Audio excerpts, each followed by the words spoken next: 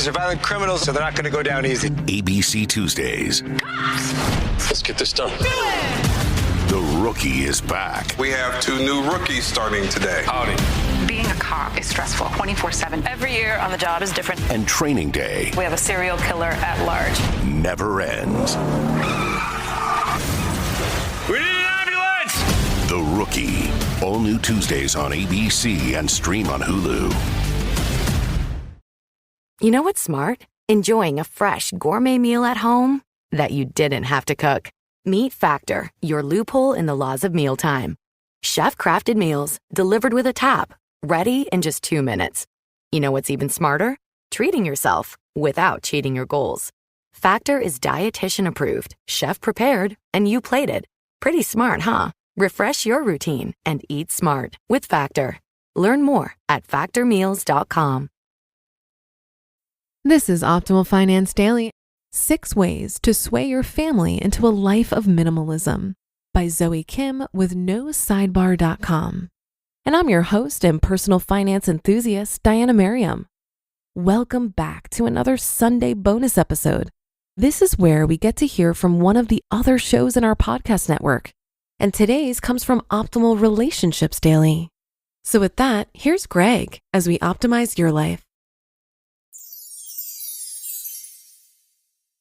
6 Ways to Sway Your Family into a Life of Minimalism by Zoe Kim with NoSidebar.com. You've discovered the more in living with less, and you want that for your family too, if you could just get them on board with your crazy minimalist journey. You may have just started, or you may have begun simplifying years ago. Maybe you've read up on ways to reduce your wardrobe, you've tossed the expired medicine from 1995, and pared down your living room decor. You've discovered that minimalism is a way to reduce the debt, stress, anxiety, and depression that the burden of clutter can create. And better still, you've discovered that minimalism helps you live a more fulfilling life.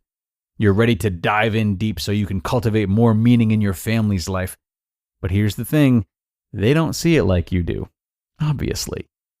When I started simplifying 6 years ago, I was met with resistance from a few family members. Through mistakes I made, I quickly learned all the things that didn't work and didn't convince them to get on board. In fact, my attempts to convince them cast their eyes further away from seeing my point.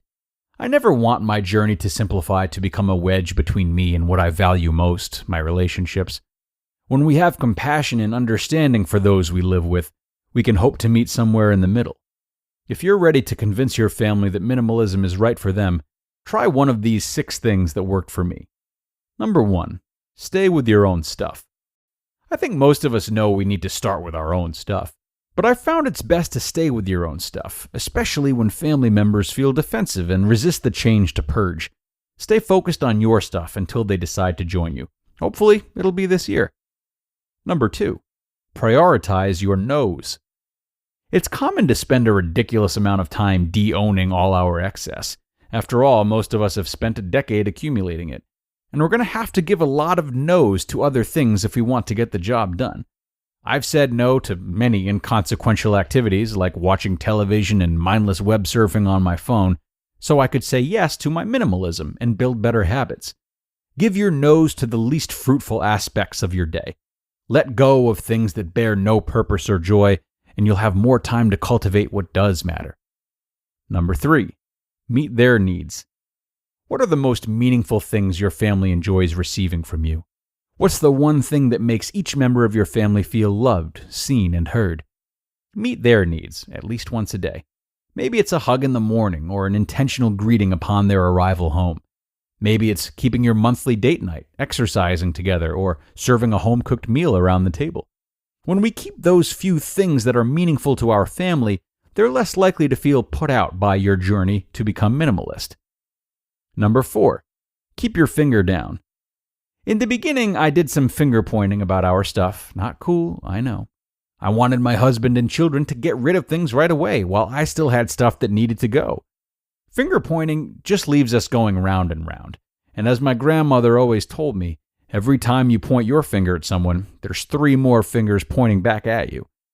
Number 5, share your why. Share with your family why you want to simplify. Tell them the more part about owning less. Help them understand that you want to simplify your home and life so that you can spend more quality time with them.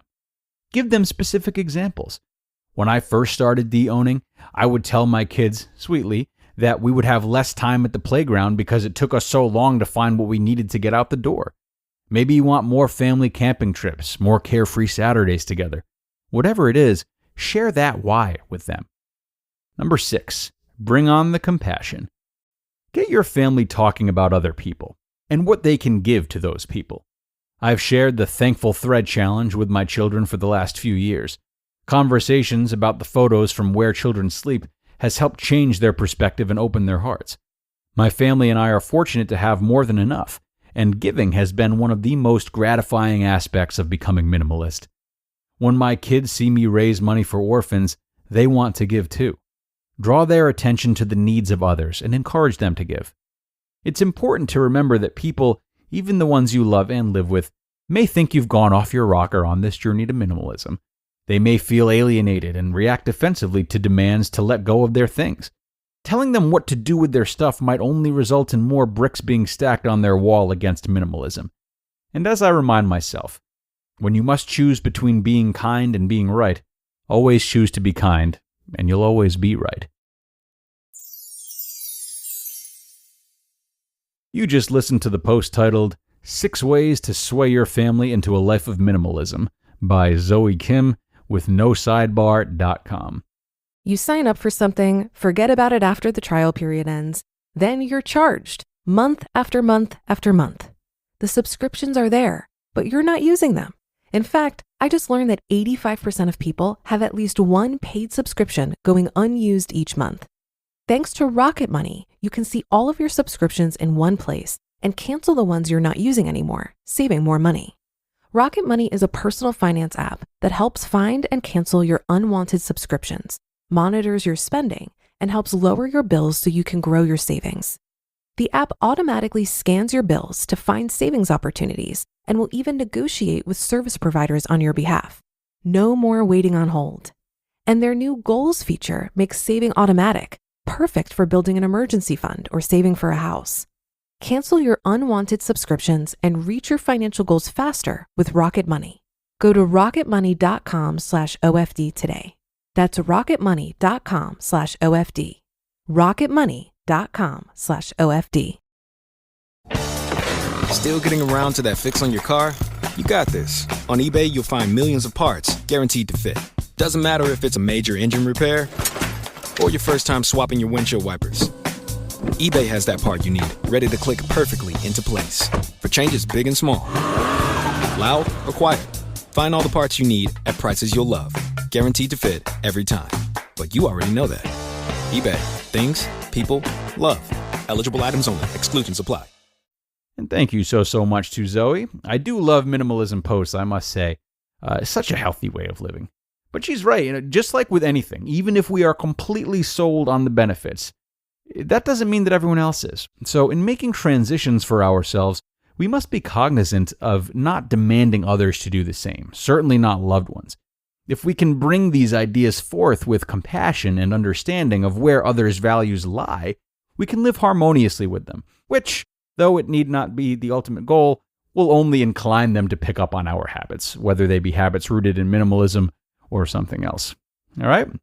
Thank you for coming by, dear friends. What would you like to do with your family this weekend, by the way? If you're on the lookout for something to do, try one of the tips in today's episode to encourage minimalism in your family members. There was a lot of great content in this post and in all posts from the week, frankly, so take advantage of it, okay? I will see you again first thing on Monday with a post on how serious hobbies can interfere with dating, where your optimal life awaits.